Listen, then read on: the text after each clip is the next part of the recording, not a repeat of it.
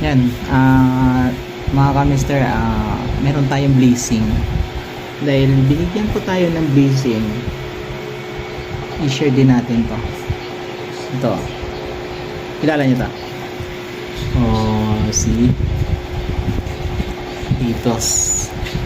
So, first na first siya mga ka-mister ko.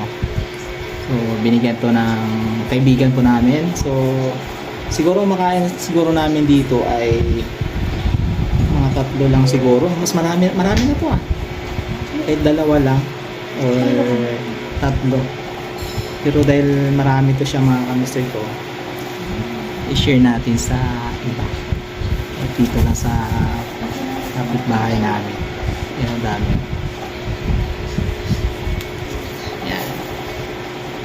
Sana magustuhan nila.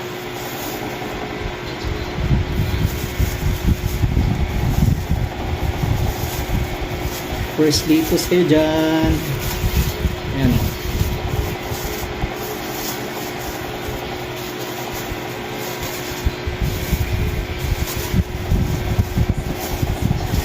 Para malinis. Lagyan natin sa plastic. Ang ganda, ang dami. Saka sulit. Bigat pa siya.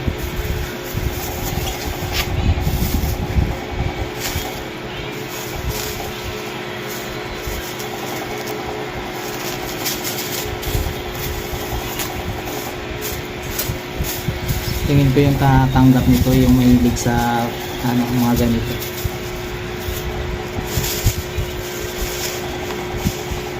Kasi kami, mahilig kami sa Ditos, mga fresh, pang sangyup. Pero ito kasi kahit ano lang ilagay mo, mayonnaise, ketchup, tapos kamatis, pwede na to. Ito, nakakalo.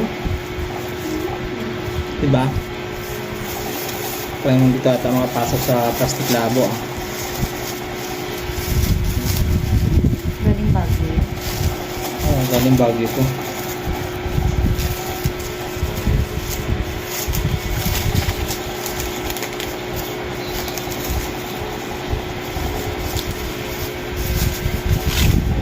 Hindi rin kasi namin ito maubos. Sobrang dami. Ayun sila. Kaya Ayun sila. share natin sa kanila.